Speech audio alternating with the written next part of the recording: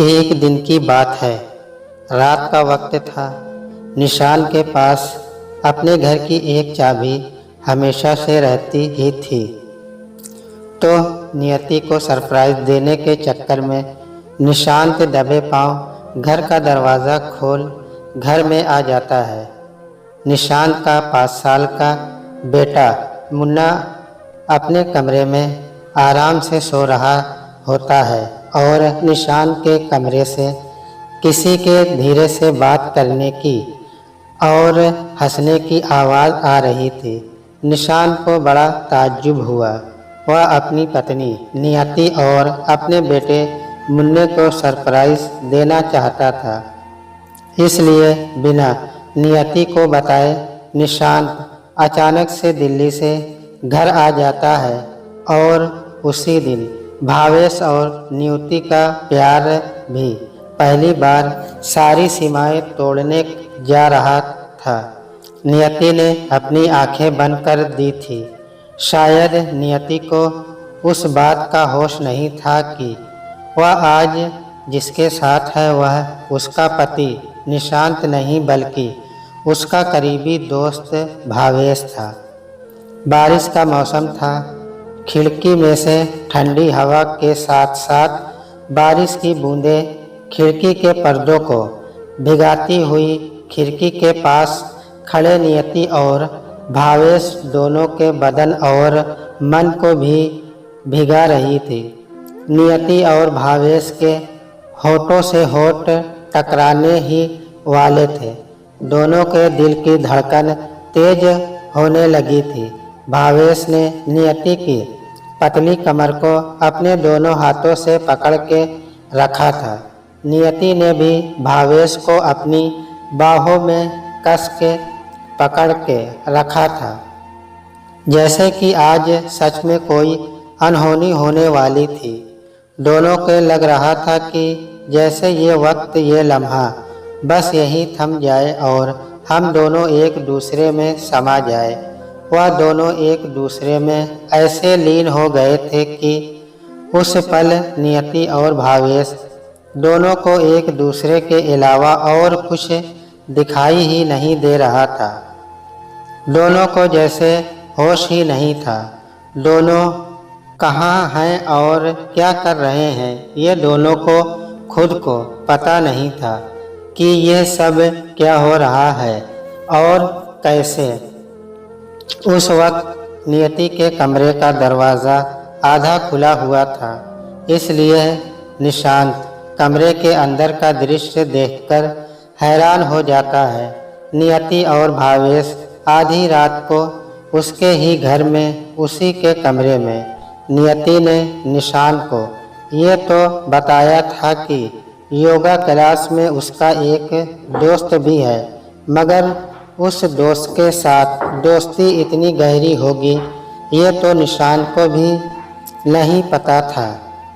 निशांत कुछ समझ पाए उससे पहले ही भावेश को लगा कि कमरे के बाहर कोई तो है। भावेश ने फट से नियति को इशारा किया कि बाहर कोई तो है और नियति को धक्का देते हुए अपनी शर्ट का एक बटन बंद करने लगा, जो नियति के खींचने पर गलती से खुल गया था। नियति ने भी जल्दी से अपना नाइट गाउन ठीक कर लिया और अपने बिखरे हुए बाल भी ठीक कर लिए। तब तक निशांत सीढ़ियों से नीचे उतरकर अपनी पानी की बोतल से पानी पीने लगा। तब तक भावेश और नियति भी साथ में ही घर में कौन आया है यह चेक करने के लिए सीढ़ियों से नीचे उतरते हैं। सामने निशान को देखकर पहले तो दोनों के होश ही उड़ जाते हैं। फिर कुछ देर बाद बात को संभालने के लिए भावेश ने सामने से निशान की ओर हाथ बढ़ाते हुए कहा कि मेरा नाम भावेश, शायद हम पहली बार मिले हैं। मैं नियति का दोस्त हूँ। उसने आपको ये बताया ही होगा।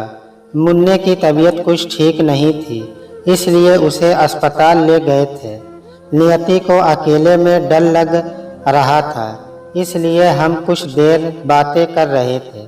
नियति ने भी जरा डरते हुए बात को संभालते हुए निशांत से कहा कि आप यहाँ अचानक कैसे?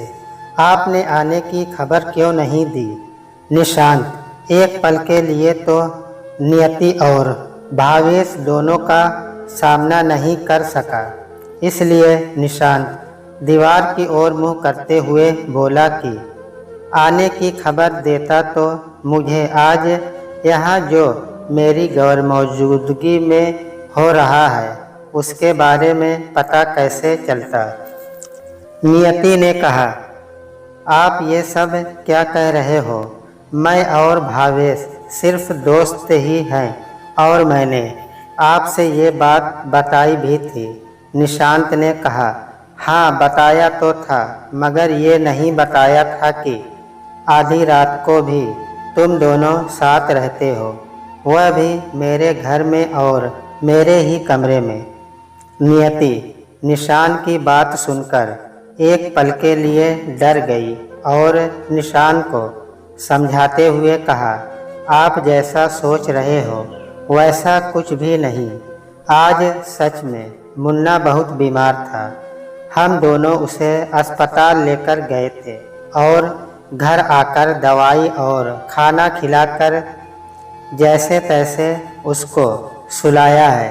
आपकी गैर मौजूदगी में भावेश ने हमारी बहुत मदद की है।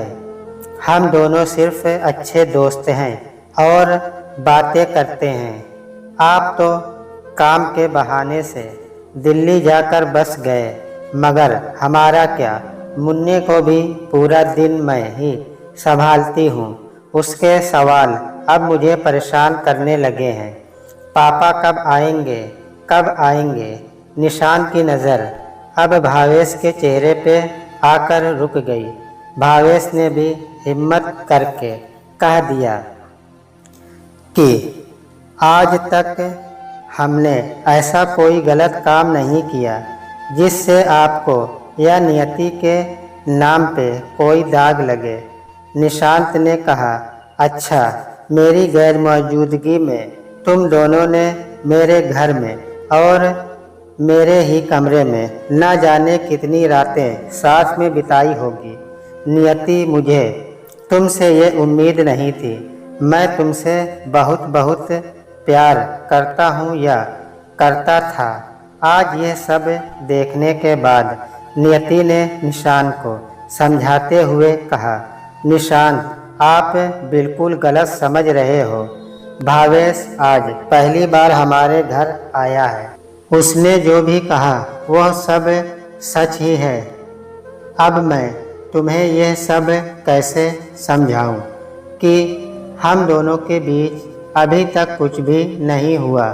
निशांत ने कहा, चलो मान भी लूँ कि अब तक कुछ भी नहीं हुआ, मगर होने जा तो रहा ही था। शायद इतनी भी भोली मत बनो। तुम दोनों कोई छोटे बच्चे नहीं जो तुमको यह सब क्या हो रहा है वह पता नहीं हो। भावेश समझदार था। उसने बात को संभालते हुए कहा कि जो भी हुआ उसमें मेरी और सिर्फ मेरी ही गलती थी। नियति को आप कुछ न कहिए तो अच्छा होगा। इस वक्त आप गुस्से में हैं, बहुत दूर से आए हैं। हम इस बारे में आज नहीं कल बात करेंगे। मैं अभी जा रहा हूँ। नियति सिर्फ भावेश को जाता हुआ देखती रही। इस तरफ निशान गुस्से में अपने मुन्ने के पास जाकर सोने की कोशिश करने लगा।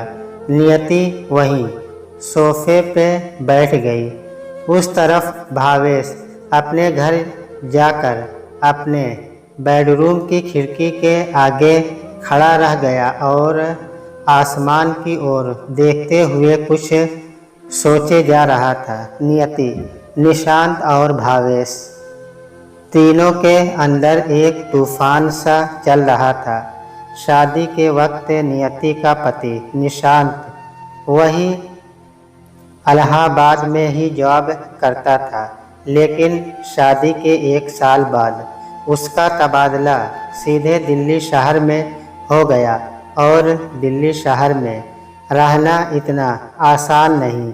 निशांत की कंपनी में से उसे घर तो दिया था, लेकिन एक घर में 3 लोग साथ में रहते थे। ऐसे में वह अपनी पत्नी नियति को कैसे बुलाए।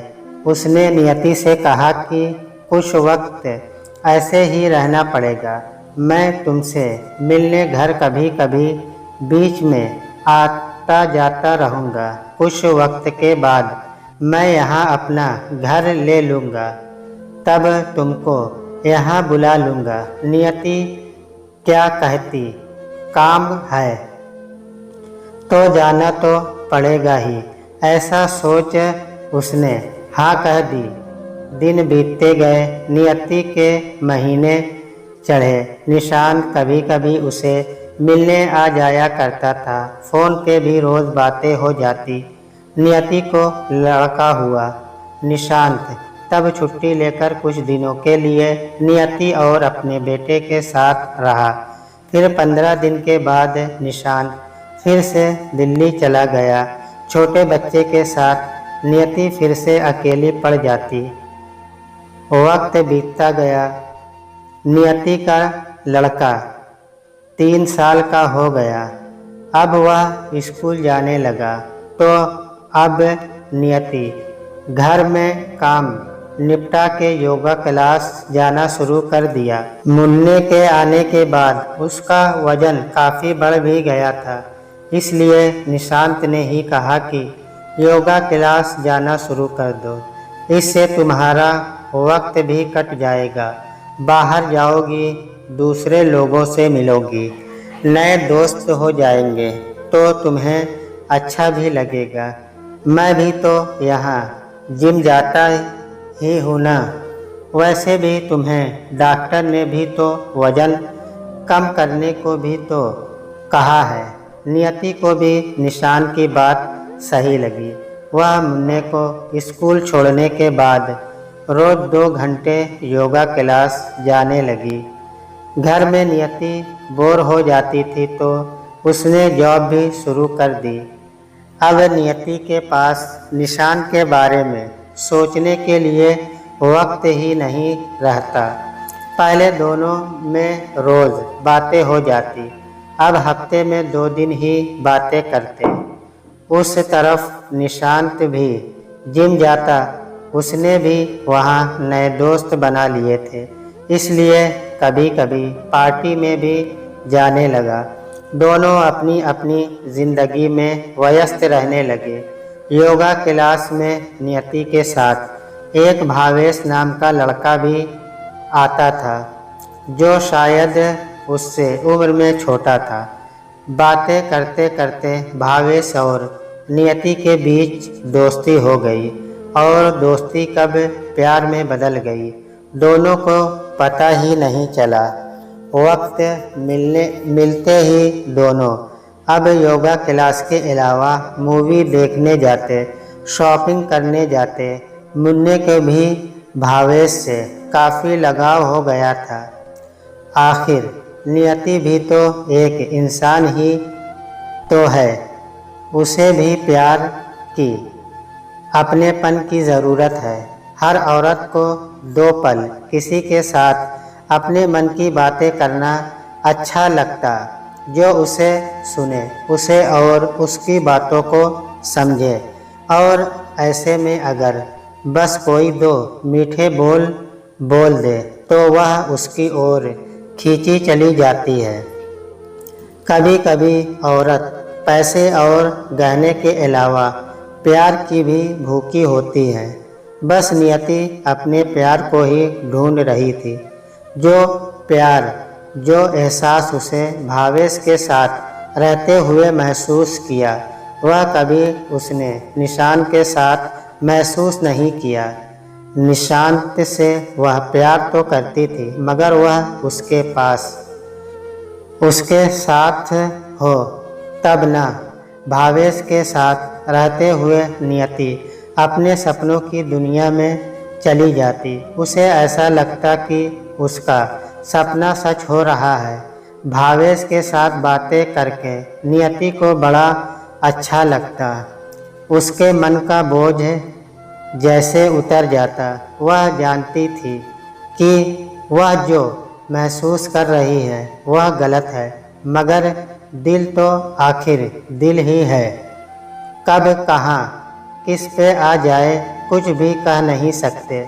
निशांत नियति को इस बार खुशखबरी देने आया था कि अब उसने दिल्ली में अपना खुद का घर ले लिया है और अब वह सब साथ में रहेंगे। निशांत नियति और अपने मुन्ने को साथ ले जाने के लिए ही आया था, मगर अब यहाँ के हालात कुछ और ही थे। निशांत ने आने में थोड़ी देर कर दी, ऐसा उसे लगा। आज की रात मान लो जैसे इम्तिहान की रात थी।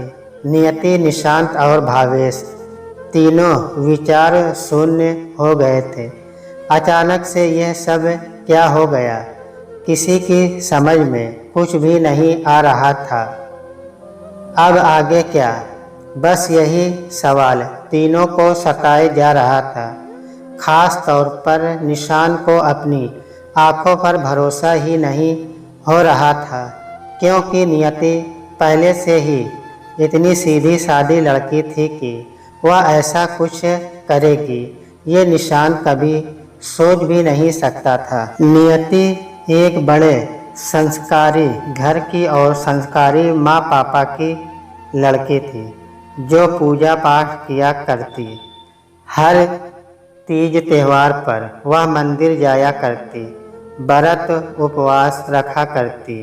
पतिव्रता औरत आज अपने पति को भूलकर, अपना पति व्रत तोड़कर किसी और के साथ ऐसा हो ही नहीं सकता। मेरे बारे में एक बार सोचूं तो हाँ, ये बात सच है कि मेरा भी दिल किसी पे आ गया था, मगर मैंने अपने आप को संभाल लिया था। तो फिर नियति अपने आप को क्यों नहीं संभाल सकी? इतने सालों में जो नहीं हुआ वो आज कैसे हो गया? ये तो उस लड़के भावेश ने उसको अपनी बातों में ला के उसे फंसाया है, या तो कुछ और बात। मुझे सही बात का पता करना ही होगा। मैं नियति और मुन्ने को ऐसे नहीं जाने दे सकता। कुछ ना कुछ तो सोचना पड़ेगा। उस तरफ भावेश भी सोच में डूबा हुआ था कि यह मुझसे क्या हो गया। नियति को मुझसे बड़ी है, फिर मैंने उसके बारे में ऐसा क्यों सोचा? प्यार था, लेकिन वह दोस्ती वाला प्यार था। मैं ऐसे नियति और निशान के बीच में नहीं आ सकता, क्योंकि जहाँ तक मुझे याद है वहाँ तक मेरी और नियति की जब दोस्ती हुई थी, तब शुरू में नियति ने मुझसे कहा था कि वह अपने पति निशांत और मुन्ने से बहुत प्यार करती है। निशांत की तारीफ भी किया करती थी। फिर मैं उसकी दुनिया में तूफान लेकर क्यों आ गया? कल रात को जो कुछ भी हुआ वह ना तो मैं ऐसा कुछ चाहता था और ना ही नियति। मुझसे बहुत बड़ी गलती हो गई है। नियति कितनी अच्छी है। ऐसी औरत की ज़िंदगी में मैंने आकर एक सबसे बड़ा प्रश्न चिन्ह लगा दिया। अब इस उलझी हुई बात को मुझे ही सुलझाना होगा। नहीं, मैं ऐसे नियति और निशान दोनों के बीच नहीं आ सकता। बस यही सब सोचते हुए भावेश भी अपने बिस्तर पर करवटें बदलता रहा। एक और नियति अपने दोनों पैरों के बीच अपना सिर छुपाए बस रोए जा रही थी। कभी नियति भावेश के बारे में सोचती तो कभी अपने पति निशान के बारे में।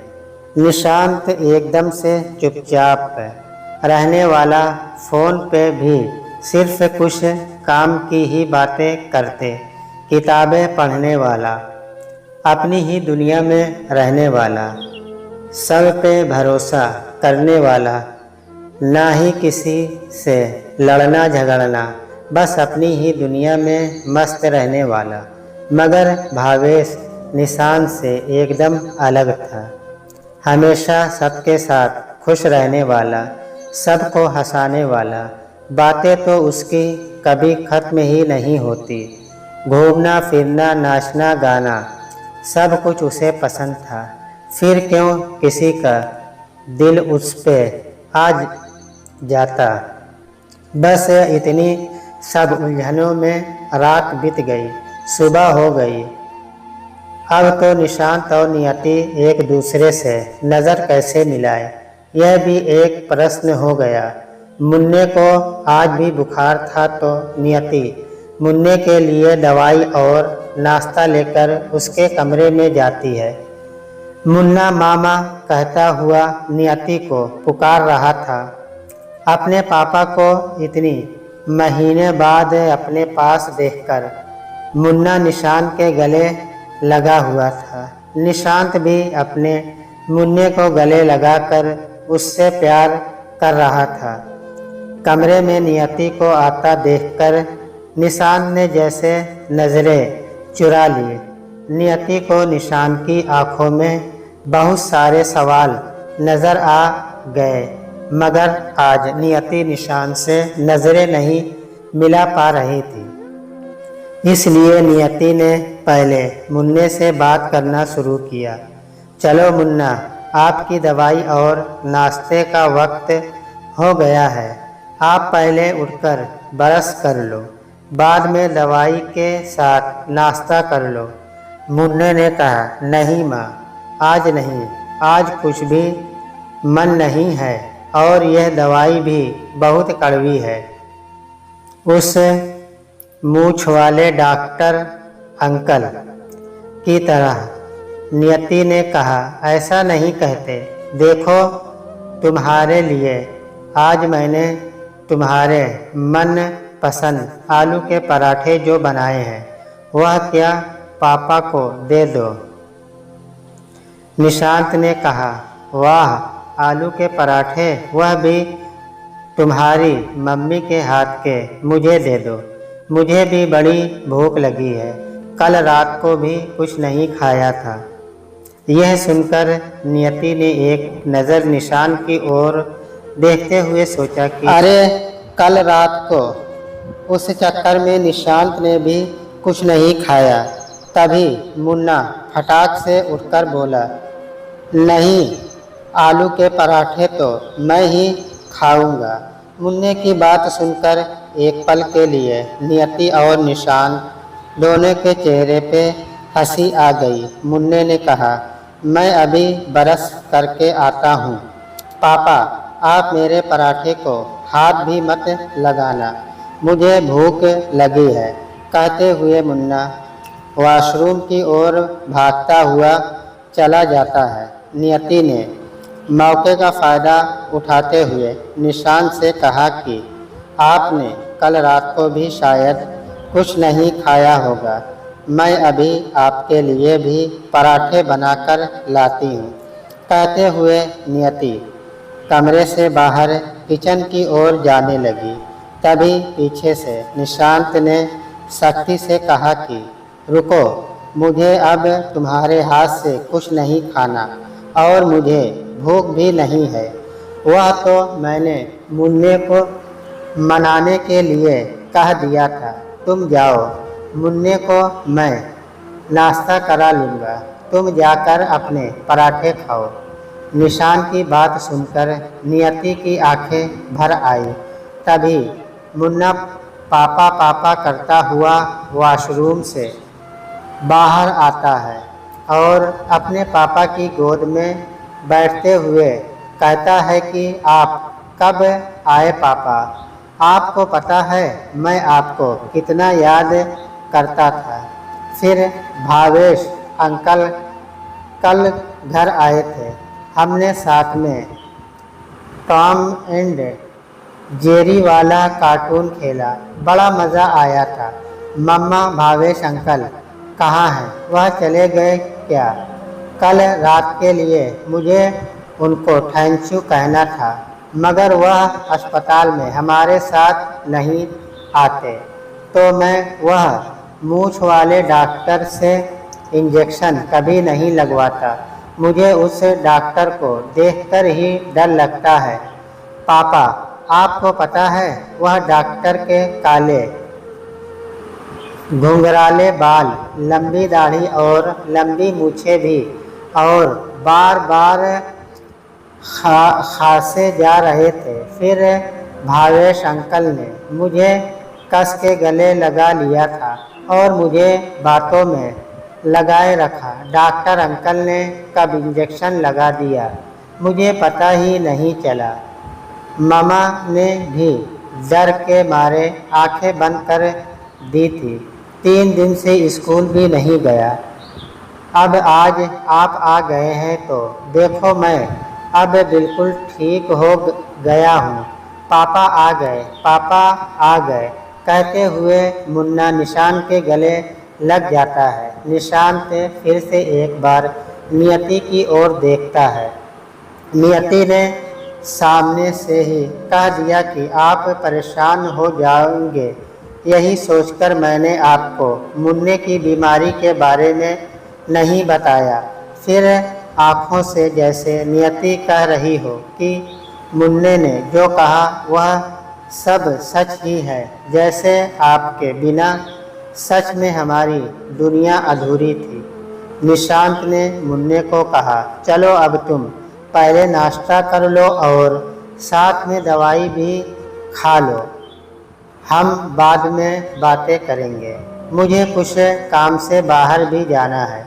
मुन्ना निशान के सिर से गले लग जाता है और कहता है कि नहीं पापा, अब मैं आपको कहीं नहीं जाने दूंगा। आपके बिना हमें कुछ अच्छा नहीं लगता। वे तो अच्छा है कि भावेश अंकल के साथ कभी कभी हम बाहर चले जाते हैं, वरना हमारा क्या होता। मेरे सारे दोस्त अपने पापा मम्मी के साथ बाहर जाते हैं, मगर आप तो यहाँ होते ही नहीं हो। निशान मुन्ने को समझाते हुए कहता है, अरे मैं कहीं नहीं जा रहा, मैं यही हूँ, बस कुछ काम है, अभी आया।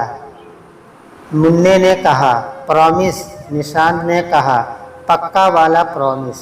निशान कहते हुए मुन्ने के कमरे से बाहर चला जाता है। नियति भावेश को जाता हुआ देखती रह जाती है। नियति की समझ में इतना तो आ ही गया था कि निशांत उससे बहुत नाराज़ है। निशांत अपने कमरे में फ्रेश होने के लिए जाता है, मगर कमरे में जाते ही उसे कल रात को जो भावेश और नियति को साथ में देखा था वही नज़र आने लगा। इसलिए निशांत अपने कमरे में भी नहीं गया और कार की चाबी लेकर बिना कुछ कहे बाहर चला जाता है। 2 दिन बाद निशान कॉफ़ी शॉप में बैठा हुआ था। तब वहाँ निशांत से मिलने एक लड़की आई जिसका नाम मोना था। दिखने में बोल्ड एंड ब्यूटीफुल थी, नए ज़माने की लग रही थी। छोटा मिनी स्कर्ट और टॉप पहना था और पैर में बड़ा सा सैंडल। हाथ में एक पर्स और महंगा वाला मोबाइल भी था। निशांत ने उसके ऊपर ध्यान न देते हुए कहा कि सॉरी, मगर मैं आपको पहचानता नहीं हूँ, क्या हम पहले भी कहीं मिले हैं? मोना ने कहा, जी नहीं, आप सही कह रहे हैं, हम पहले कभी नहीं मिले, मगर मैं आपको अच्छे से पहचानती हूँ। वैसे मैं नियति की योगा क्लास की दोस्त हूँ और काफ़ी वक्त से हम दोनों के बीच अच्छी दोस्ती हो गई थी, इसलिए उसने मुझे आपके बारे में सब बताया था। निशांत ने कहा। ऐसी बात है तो नियति ने मेरे बारे में आपको क्या बताया? मोना ने कहा, बहुत कुछ, जो शायद आप अपने बारे में भी नहीं जानते। निशांत ने मोना की ओर देखते हुए कहा, अच्छा हाँ, तो अब मुझे अपने बारे में आप बताएंगी, मगर पहले मुझे ये जानना है कि आप मुझसे मिलने क्यों आई हो और आपको मुझसे क्या चाहिए? मोना ने कहा, मुझे आपसे कुछ नहीं चाहिए। मैं यहाँ सिर्फ और सिर्फ आपकी और नियति के बीच जो भी गलतफहमी चल रही है, बस उसी को दूर करने आई हूँ। निशांत ने कहा, तो नियति ने आपको शायद सब सच बता दिया भावेश के बारे में। मुझे उन दोनों के बारे में कोई बात करनी भी नहीं और सुननी भी नहीं है, इसलिए अब आप जा सकती हो। मोना ने कहा, जिंदगी में एक मौका हर किसी को देना चाहिए, खास तौर पर अपनी शादीशुदा ज़िंदगी को बचाने के लिए तो ज़रूर, क्योंकि फिर कुछ सालों बाद जब वक्त हाथ से निकल जाता है तब पछताने के अलावा ज़िंदगी में और कुछ भी रह नहीं जाता। ये मैं अपने तजुर्बे से ही बता रही हूँ, इसलिए अपने लिए ना सही लेकिन अपने मिलने के लिए अपने आप को और नियति को एक मौका दे दीजिए। निशांत ने कहा, तो आप मुझे समझाने आई हो कि मैं नियति को माफ़ कर दूं और उसकी गलतियां भूलकर उसके साथ एक नई ज़िंदगी शुरू कर दूं, ये जानने के बावजूद भी कि वह अब पहले जैसी नियति नहीं रही, अब वह बदल गई है। मोना ने कहा, आप मेरी बात समझ नहीं रहे हैं। मेरे कहने का मतलब ये नहीं कि उसकी गलती नहीं, गलती है, नियति से गलती हुई है और अब वह अपनी उस गलती पे पछता भी रही है। मगर एक और बात सच कहूँ तो गलती नियति के साथ साथ मेरी भी है, क्योंकि जहाँ तक मैं नियति को जानती हूँ वहाँ तक नियति बहुत ही सीधी साधी लड़की है। उसका मन बहुत ही साफ है, ना ही कहीं आना जाना, ना ही किसी से ज़्यादा बातें करना, बस अपने काम से काम रखना। पता है वह ऐसा क्यों करती थी? क्योंकि वह एक शादीशुदा औरत थी जिसका पति ज़्यादातर बाहर रहता था। उसे अपनी मर्यादा में रहना था, अपना पति वर्ता धर्म निभाना था। मगर वह किसी से बात करेगी तो कोई क्या कहेगा, उसके बारे में क्या सोचेगा, बस वही सब दूसरे के बारे में सोचकर नियति ने अपने आप को एक पिंजरे में बांध के जैसे रख दिया था। नियति आपसे बहुत बहुत प्यार करती थी और आज भी आपसे ही वह प्यार करती है।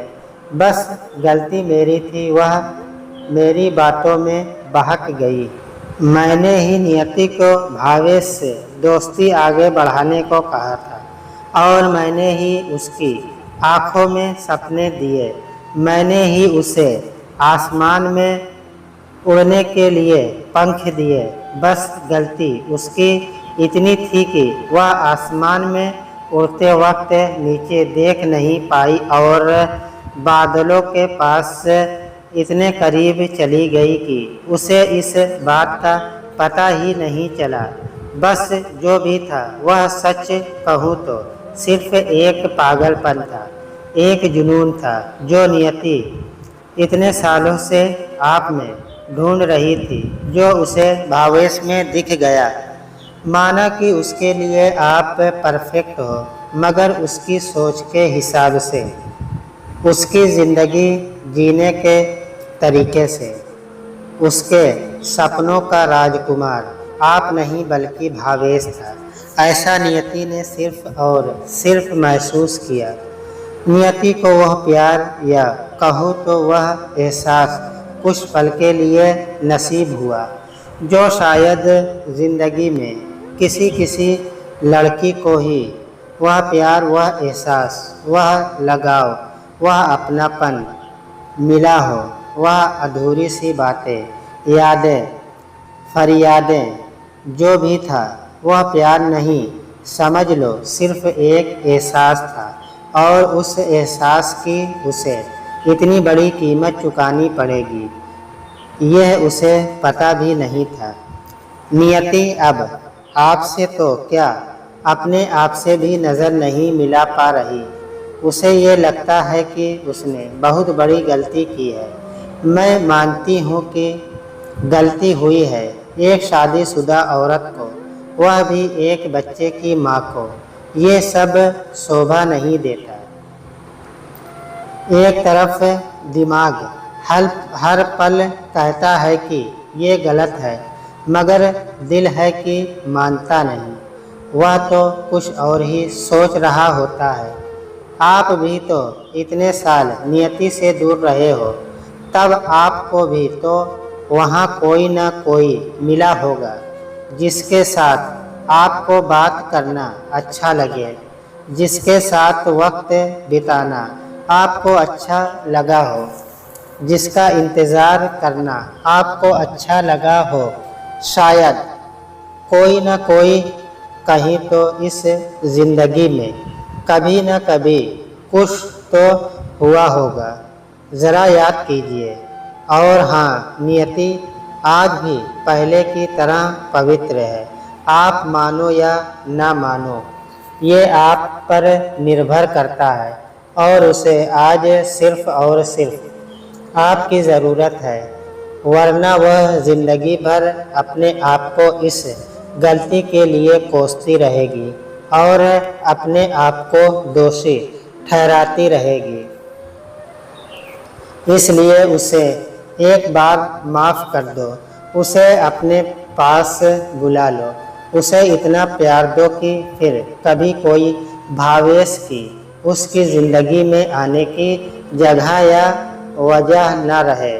क्योंकि जहाँ तक मैं जानती हूँ, वहाँ तक औरत सिर्फ और सिर्फ प्यार की भूखी है, जिसके लिए वह कभी कभी अपने आप को भूल जाती है, हर सीमा, हर बंधन को तोड़ जाती हैं। बस उसे अपने पास और अपने साथ रख लो। निशांत मोना की बात सुनकर एक पल के लिए सोच में पड़ गया, जैसे निशांत को एक पल के लिए कुछ याद आ गया हो। फिर निशांत ने अपने आप को संभालते हुए कहा, यह सब बात को टालने के बहाने हैं। अब आपको जो कहना था कह दिया, मैंने सुन लिया। अब मुझे जो करना है वह मैं करूँगा, आप जा सकते हो। मोना ने कहा, हाँ मैं जा रही हूँ, मुझे जो कहना था मैंने कह दिया।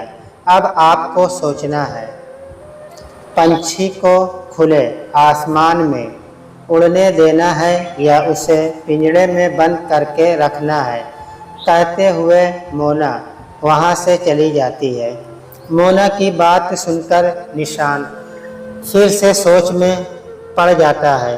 उसकी समझ में कुछ नहीं आ रहा था कि क्या सच और क्या झूठ। इसलिए निशांत कुछ देर बाद घर जल्दी चला जाता है। घर जाकर निशांत ने देखा कि घर का दरवाज़ा खुला ही था और नियति सोफे पर अपने दोनों पैरों के बीच में अपना मुंह छिपाए बैठी हुई है। निशांत को उसके धीरे से रोने की आहट भी सुनाई दी। निशांत नियति को रोते हुए कभी भी नहीं देख सकता था, लेकिन फिर भी इस बार न जाने क्यों निशांत को नियति के पास जाकर उसे चुप कराने का मन नहीं किया। वह उसे वहीं रोता छोड़ अपने मुन्ने के कमरे में चला गया। मुन्ना कमरे में नहीं था और साथ में उसकी स्कूल बैग और यूनिफॉर्म भी नहीं थे, इसलिए निशान समझ गया मुन्ना इस वक्त स्कूल गया होगा। मुन्ने के कमरे में बस ऐसे ही निशांत ने 2-3 चक्कर लगाए, जैसे कि वह खुद एक बहुत बड़ी उलझन में फंस गया हो। नियति का सामना करना भी अब निशांत को अच्छा नहीं लगता था। निशांत अब नियति से जितना हो सके दूर ही रहने लगा। तभी कमरे के बाहर से किसी के आने की आहट हुई। निशांत ने सोचा, अब कौन आया होगा। ये सोचते हुए निशांत कमरे से बाहर आता है तो बाहर भावेश अपने एक साथ में बड़ी सी बैग लिए अपने कंधे पर दूसरी बैग लटकाए हुए, ब्लू जीन्स और वाइट टी शर्ट, हाथों में स्पोर्ट वॉच, आंखों पे नीले रंग का गॉगल्स और बहुत ही महंगे वाले वाइट शूज पहने वह खड़ा था। एक नज़र में भावेश की पर्सनालिटी को देखकर किसी का भी मन उस पे आ जाए, ऐसा उसका व्यक्तित्व था। निशांत को याद आया कि उसने भी गलती से घर का दरवाज़ा खुला छोड़ रखा था, इसलिए भावेश को दरवाज़ा खटखटाने की ज़रूरत नहीं हुई। लेकिन यूँ अचानक भावेश को अपने घर में अपने सामने देख ताज्जुब हुआ। फिर भी बात को आगे बढ़ाते हुए ज़रा अकड़ से निशांत ने कहा, तुम यहाँ कैसे? तुम दोनों ने साथ में ज़िंदगी जीने का फैसला कर लिया है और अगर तुम नियति को अपने साथ ले जाने आए हो तो खुशी से जा सकते हो। मेरी परवानगी की तुम्हें कोई ज़रूरत नहीं। जब साथ घूमे फिरे अपनी मर्जी से तो अब आगे की ज़िंदगी जीने का हक और फैसला भी मैं तुम दोनों पर ही छोड़ता हूँ। तुमको जो ठीक लगे वह करो, लेकिन मेरे सामने और मेरे घर में तो बिल्कुल भी नहीं।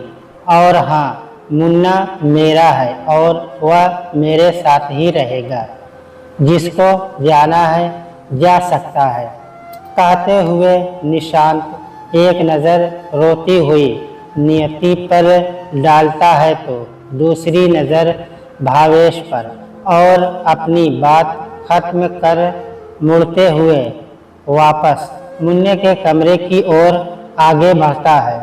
निशांत अपने कमरे की ओर आगे बढ़े उससे पहले ही भावेश अपनी बैग और अपने कंधे की बैग निकालकर भागते हुए जैसे निशांत की ओर बढ़ता है और निशांत को जैसे रोकते हुए उसके पैर पकड़कर अपने दोनों घुटनों के सहारे ज़मीन पर सिर झुकाए बैठ जाता है। भावेश निशांत से कहता है, आप गलत समझ रहे हैं सर। जैसा आप समझ रहे हैं वैसा कुछ भी नहीं। बस एक बार हमारी बात सुन लीजिए, फिर आपका जो भी फैसला होगा मुझे मंजूर होगा। निशांत अपने पैरों को छुड़ाते हुए बिना मुड़े ही कहता है कि मुझे तुम्हारी कोई बात नहीं सुननी है। तुम दोनों को जो ठीक लगे वह करो, मुझे अकेला छोड़ दो। भावेश और निशांत की बातों को नियति सुन रही थी। भावेश ने फिर से रिक्वेस्ट करते हुए कहा कि प्लीज़ सर, एक बार बात सुन लीजिए, मेरे लिए ना सही, नियति और मुन्ने के लिए, उसके प्यार के वास्ते। अब निशांत के पास उसकी बात सुनने के अलावा और कोई रास्ता बचा नहीं था, इसलिए थोड़ा अकड़ कर अपने दोनों हाथों को अपनी पीठ पीछे करके हाथों की बंद मुट्ठी बनाते हुए भावेश की बात सुनने के लिए रुक जाता है और कहता है कि अच्छा जो भी कहना है जल्दी से कह दो, मुझे ज़रूरी काम से बाहर भी जाना है। अपनी बात बताने के लिए मैं तुमको सिर्फ 10 मिनट देता हूँ, जो भी कहना चाहते हो कह दो। ये सुनते ही भावेश, जो कब से अपने घुटने के बल अपना सिर झुकाए बैठा हुआ था, खड़ा हो गया और निशान का हाथ पकड़कर उसे नियति के बगल में बैठा देता है। एक पल के लिए जैसे छोटा बच्चा जिद कर रहा हो, ऐसा निशान को लगा। वह इस बार बिना किसी शिकायत के नियति के बगल में बैठ जाता है। मगर सच में निशांत और नियति दोनों अब भी एक दूसरे से नज़र नहीं मिला पा रहे थे, एक दूसरे से जैसे नज़रें चुरा रहे थे, ऐसा भावेश को लगा। निशांत और नियति दोनों ही कभी ज़मीन तो कभी आसमान की ओर देखे जा रहे थे। तभी भावेश ने अपनी बात आगे बढ़ाते हुए कहा कि सर, आपको ये जानने का पूरा हक है कि मेरे और नियति के बीच इतने दिनों से क्या था, क्यों और कैसे। सबसे पहली बात तो हम दोनों सिर्फ और सिर्फ एक अच्छे दोस्त थे, मगर अब से मान लो कुछ भी नहीं। हम दोनों अब से एक दूसरे के लिए अजनबी हैं, उसके अलावा और कुछ भी नहीं। आपको पता है, जब भी मैं नियति से और मुन्ने से मिलता तब नियति ने सिर्फ और सिर्फ आपकी ही बातें की है कि निशान ऐसे है, निशान तो वैसे है। निशान को पिज्ज़ा बहुत पसंद है और मीठा खाने के तो वह दीवाने हैं। बारिश में सब पकौड़े और चाय मांगते हैं तो मेरा निशान आइसक्रीम खाता है। सर्दियों में लोग चादर ओढ़ के सो जाते हैं तो निशांत बिना स्वेटर के लॉन ड्राइव करने के जाते हैं और मैं उन्हें ज़ोर से पकड़कर बैठी रहती हूँ। निशांत ये, निशांत वे। निशांत के अलावा और कुछ नहीं कहा कि उसे क्या पसंद है, वह क्या चाहती है। आपकी इतनी दीवानी है कि उसे अपने आप का भी होश नहीं।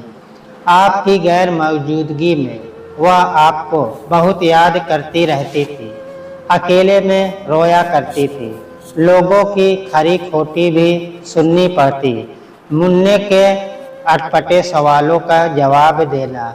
वह सांसें लेती तो भी आपके नाम से, उसकी सुबह और शाम आपकी तस्वीर देखकर ही होती थी और आज भी होती है। आप चाहे तो अब भी उसके मोबाइल में तस्वीर को देख सकते हैं। अपनी बात को आगे बढ़ाते हुए भावेश कहता है कि उस रात यह सच है कि मैं और नियति एक दूसरे के इतने करीब आए जब आपने हमको देखा, मगर उस पल भी नियति मेरे साथ नहीं, बल्कि जैसे कि वह आपके साथ ही थी।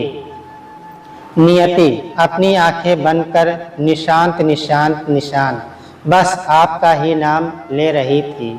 मैं उसको रोकता उससे पहले ही आप वहां आ गए, और अगर आप न आते तब भी मैं वह होने नहीं देता जो आप सोच रहे हैं, क्योंकि मैं नियति जी से प्यार नहीं बल्कि उनकी बहुत इज्जत करता हूँ। और हाँ, आखिर में मैं अब आप दोनों की ज़िंदगी से बहुत दूर जा रहा हूँ। मुझे सिंगापुर से एक बड़ी कंपनी से जॉब का ऑफ़र आया है और जिसके लिए मैं 2 साल से इंतज़ार में था। अब वक्त आ गया है मेरे जाने का। आप और नियति साथ थे और साथ रहेंगे।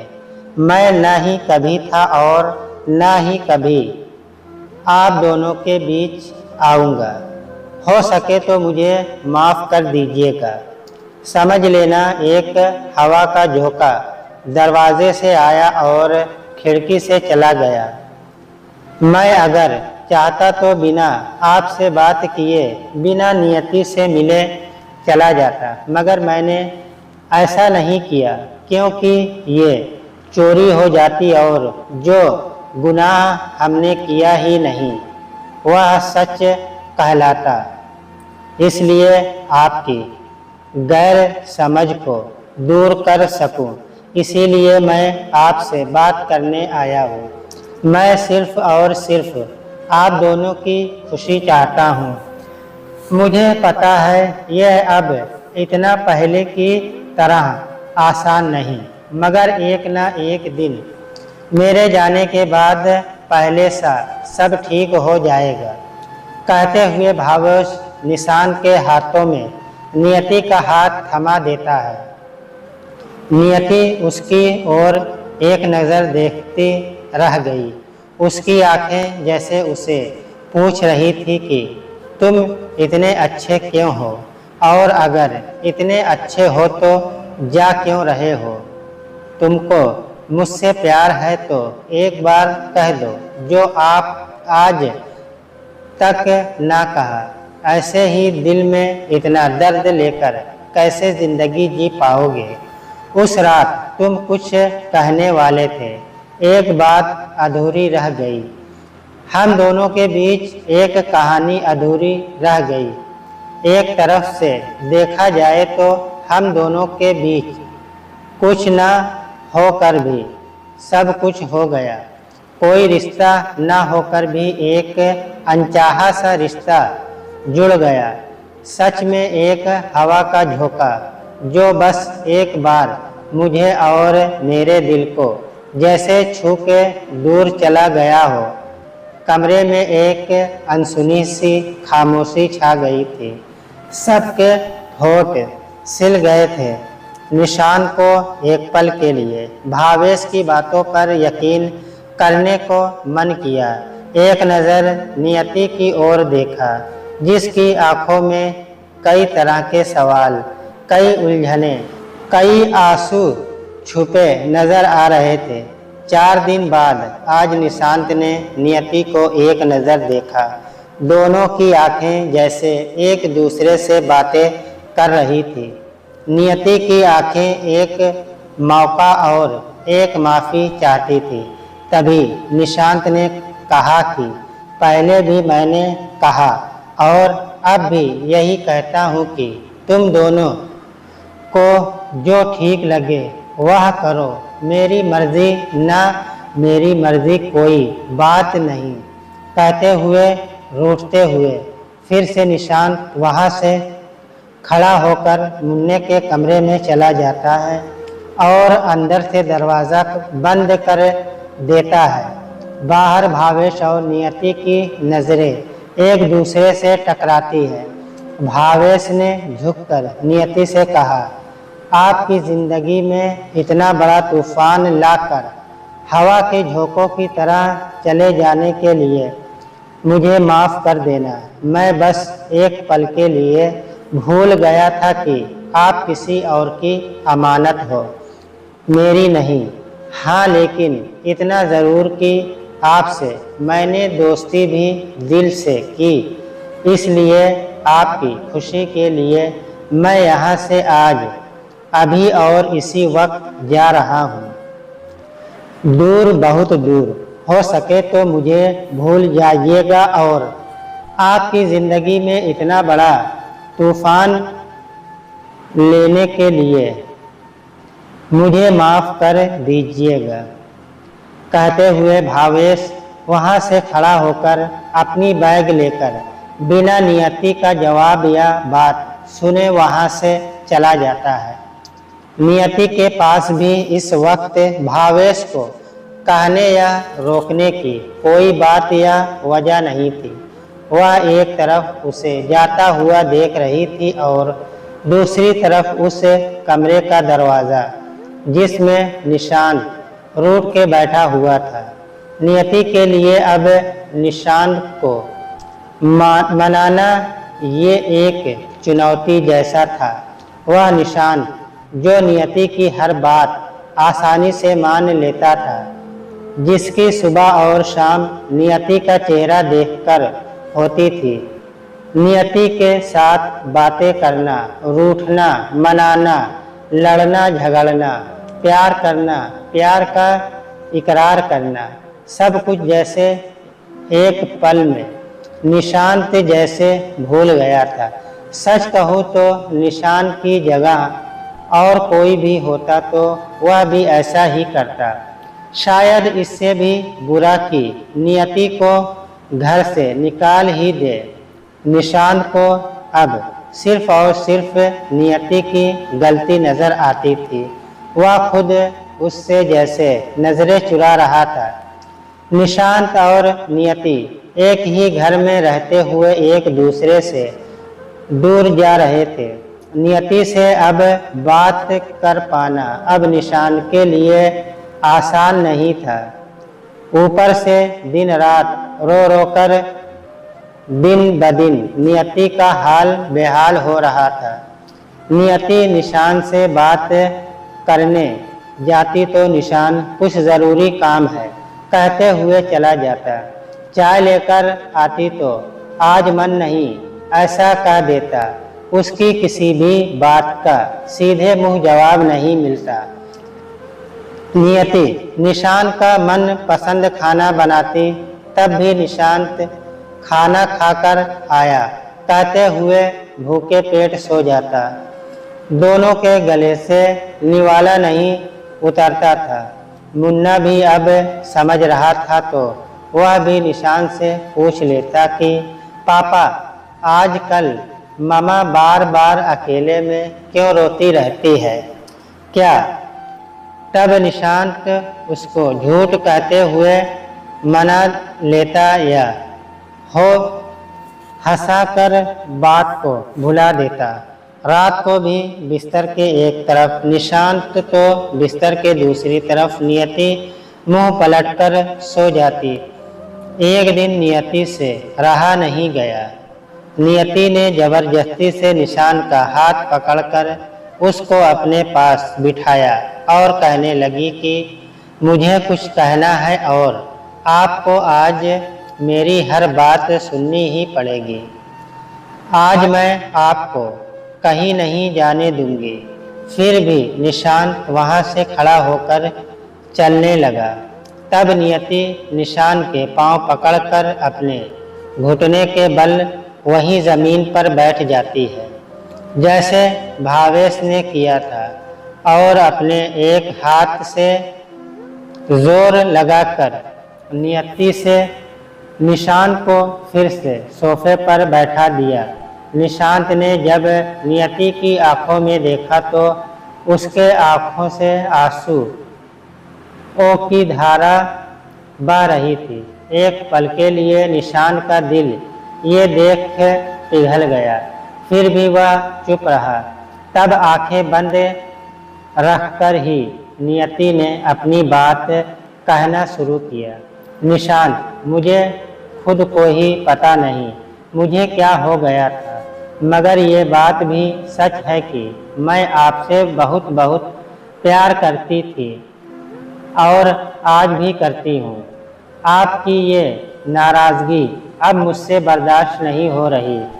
आज चाहे कुछ भी हो जाए, मुझे जो कहना है वह आपको सुनना ही पड़ेगा। जब आप मुझे अकेला छोड़ के चले गए थे तब मैं बहुत अकेली पड़ गई थी, लेकिन फिर भी मैंने हौसला कभी नहीं हारा। लोगों की खरी खोटी भी सुनी, कई आदमी की बुरी नज़रों से भी अपने आप को बचाए रखी। कई मर्द की बिस्तर पे अपने साथ सोने की ऑफर को भी मैंने अनदेखा और अनसुना कर दिया। ये बात मैंने आपको सिर्फ और सिर्फ इसलिए न बताई कि कहीं आपको इस बात से तकलीफ न हो, आप अपने काम पे ध्यान दे सको।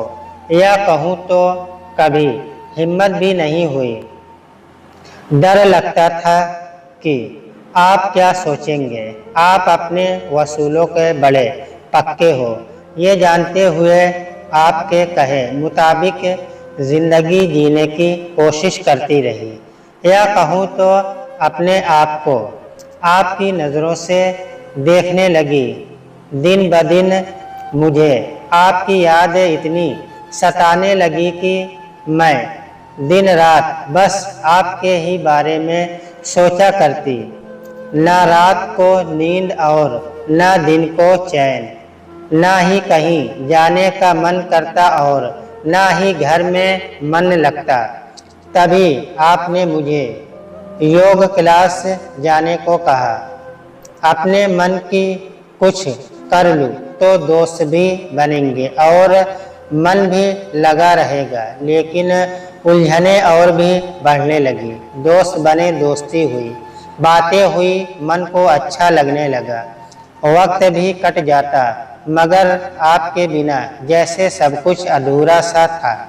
मैं कोई बहाना नहीं बना रही और न ही अपनी गलती पे पर्दा डालने की कोशिश कर रही हूँ। मैं और भावेश कभी अकेले में नहीं मिले थे। वह पहली बार हुआ था और आखिरी बार। उसके बाद मैंने उससे कभी बातें नहीं की। आप मेरे दिल के सरताज हो। अब भी मेरी सुबह आपके नाम से होती है और शाम आपके नाम से। मेरी धड़कनों में आपके नाम का संगीत आज भी बजता है। आपकी जगह जो मेरे दिल में है वह और कोई कभी भी नहीं ले सकता। वह एक एहसास था, हवा का झोंका था जो आकर चला गया। उस हवा के झोंके को नहीं मैं पकड़ के रख सकती हूँ और ना ही आप। जो चला गया उसे भूल देने में ही हम दोनों का अच्छा है। आप हमसे रूठे हुए रहते हैं तो मुझे लगता है कि मेरी सांसें रुक सी गई हो।